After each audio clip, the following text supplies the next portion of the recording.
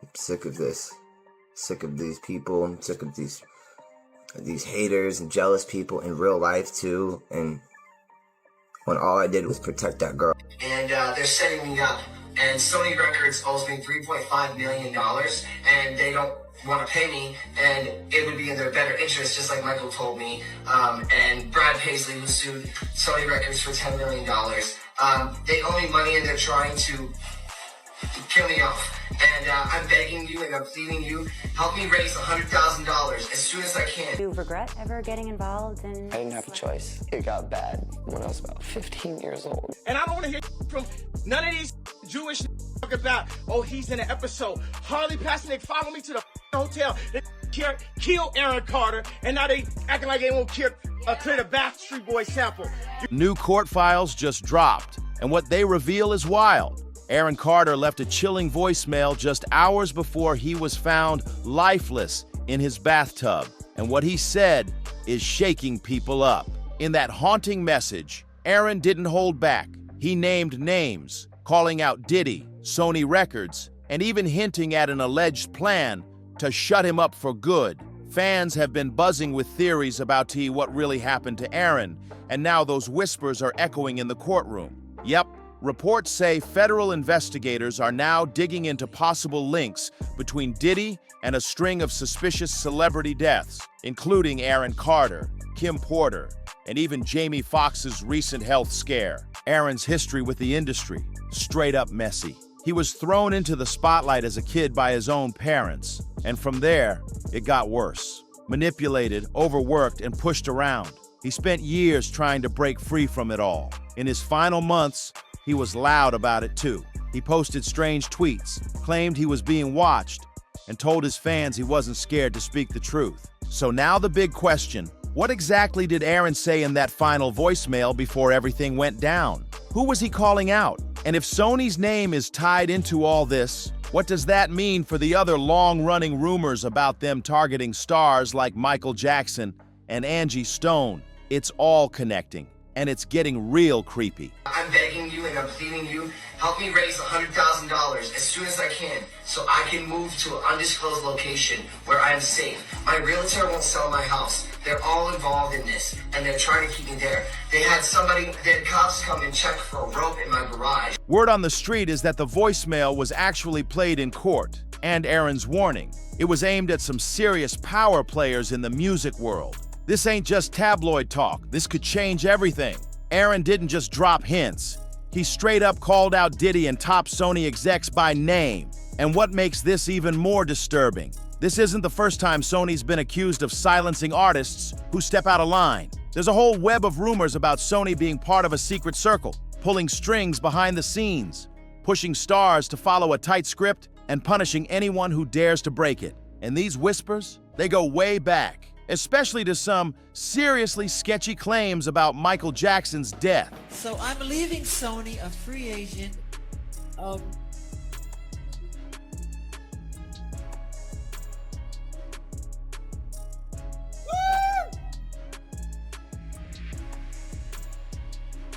Owning half of Sony. I own half of Sony's publishing, and I'm leaving them. And they're very angry at me because of it, but, and Tommy Mottola is a devil. And we have to continue our drive until he's terminated. Here's the wild part. Aaron apparently knew stuff. He talked about Sony's alleged role in shutting MJ down. He even claimed that his own mom tried to make him lie about Michael, telling him to say things that weren't true. That's next level twisted.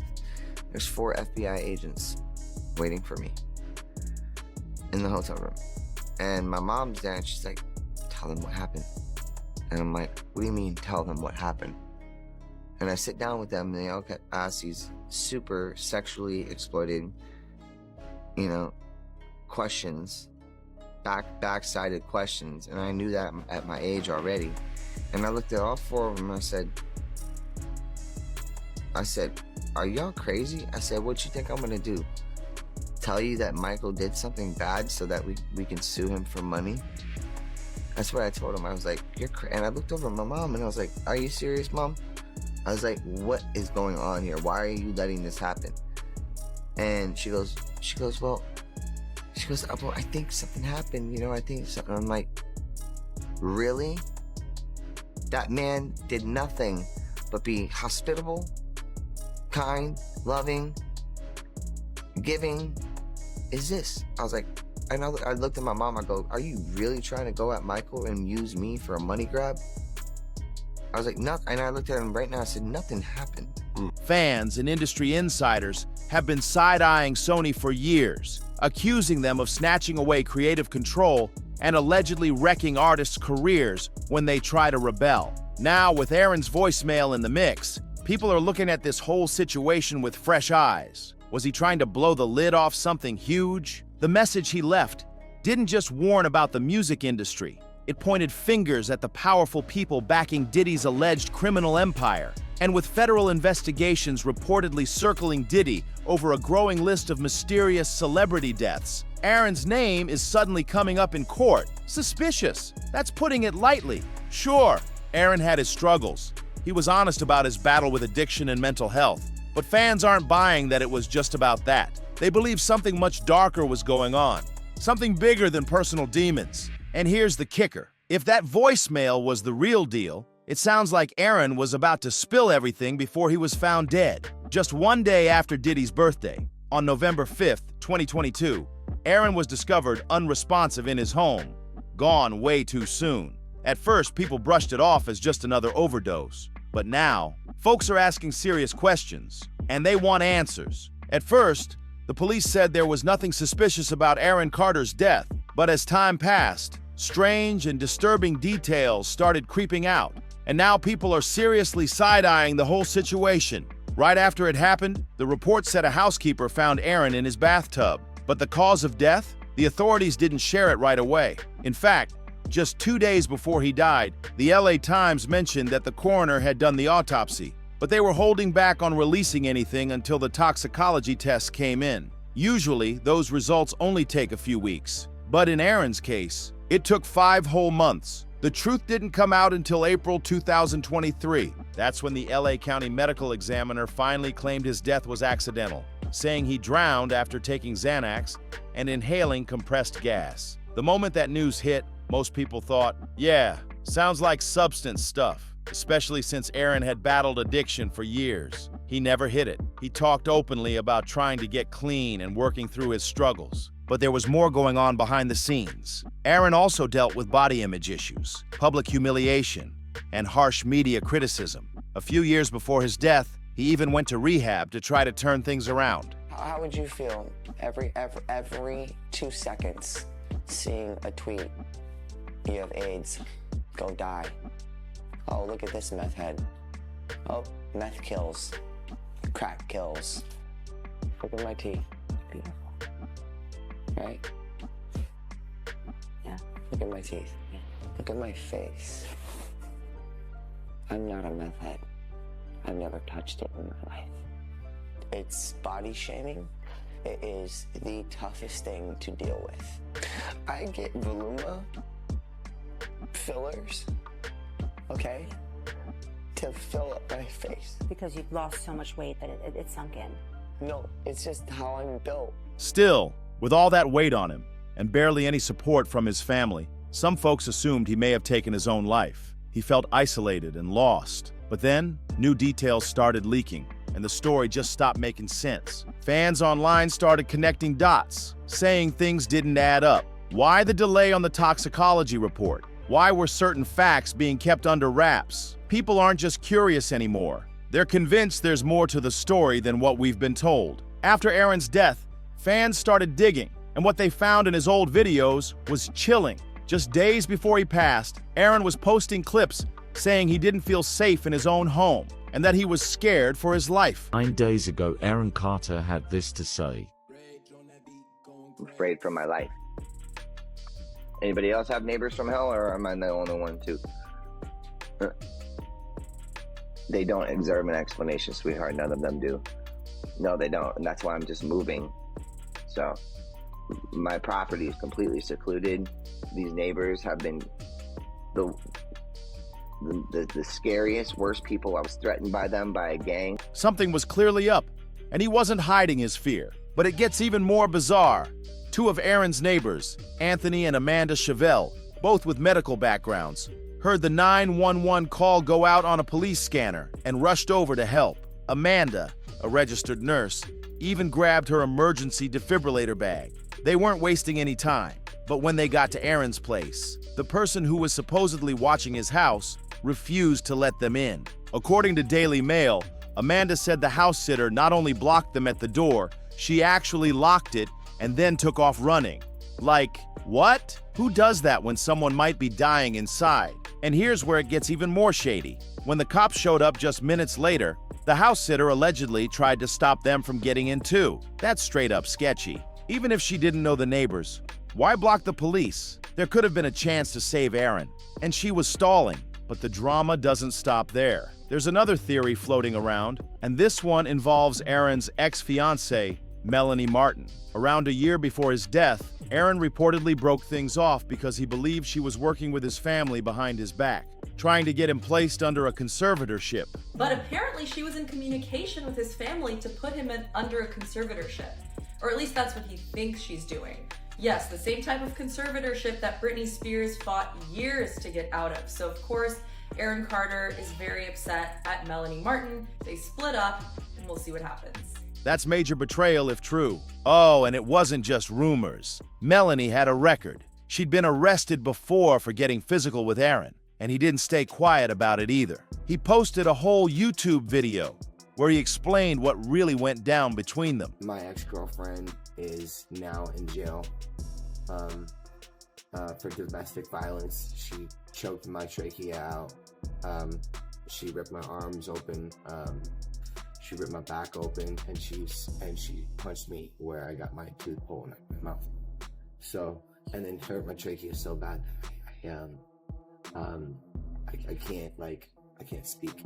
After that, Aaron filed a restraining order against her and even went to court trying to win full custody of their son. The closer you look, the messier it gets, and people are starting to wonder, was Aaron really surrounded by people he could trust? Nobody really knows for sure if Aaron and Melanie patched things up before he died. Some reports claim they had reconnected, while others said they were still on bad terms. But what really set off alarm bells? Right after Aaron passed, Melanie pulled up to his house with 2 moving trucks. Yeah, 2. At that time, the police were still actively investigating, so people were stunned she even had access. Why was she moving stuff out so fast? And more importantly, what was she moving?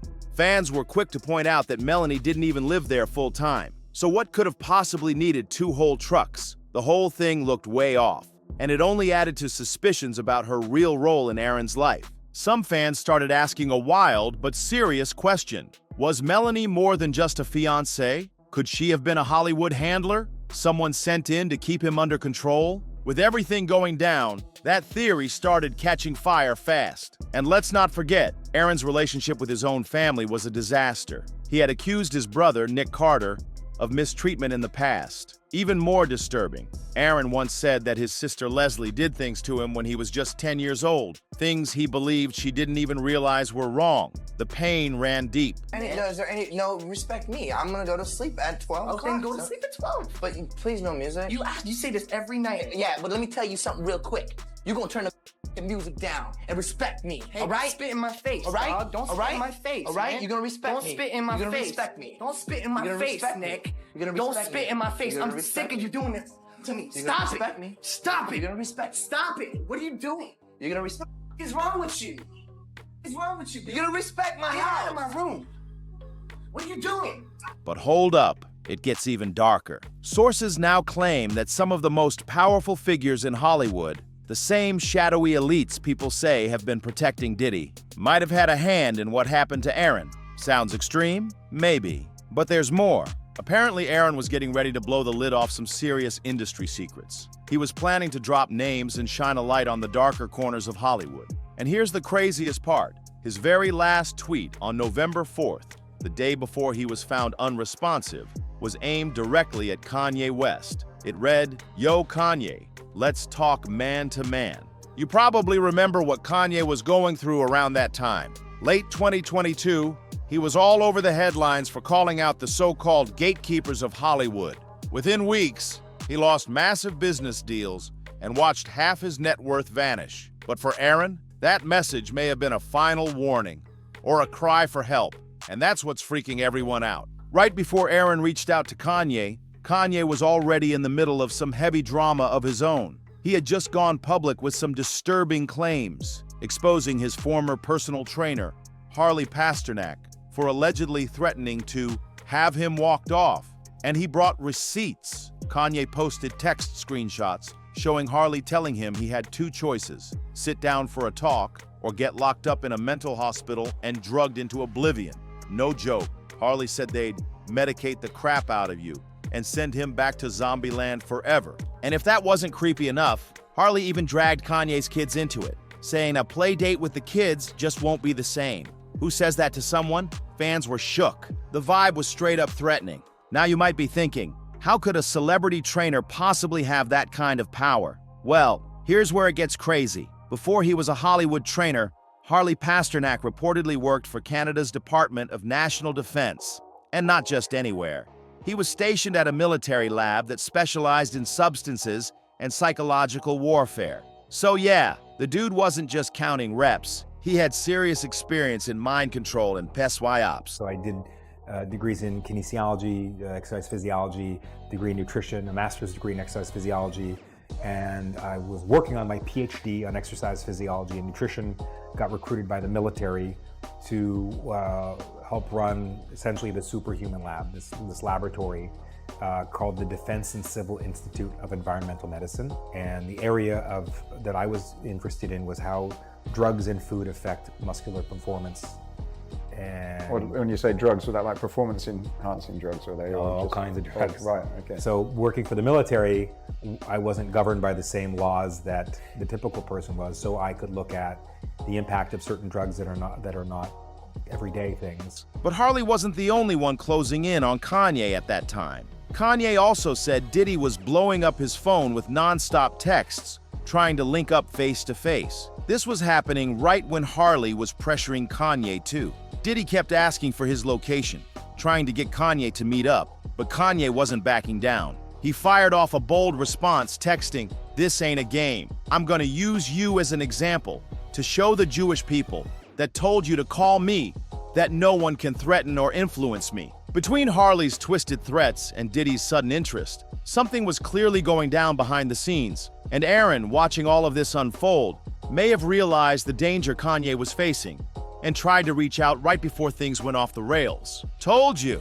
this ain't just drama, this is war. And get this, TMZ even dropped a piece about Kanye bumping into Diddy at Rolling Loud Festival. After that run-in, Kanye reportedly accused Diddy of threatening him on behalf of some unnamed powerful Jewish figures. Now, when you go back and listen to Aaron's final voicemail, where he calls out Diddy and Sony, it all hits different. People aren't just speculating anymore. They're connecting dots. With Diddy's legal battles heating up, wild rumors still circling Sony, and the feds now digging into multiple suspicious celebrity deaths, it's starting to look like this might all be part of something way bigger. The kind of stuff that stays buried until someone dares to speak up.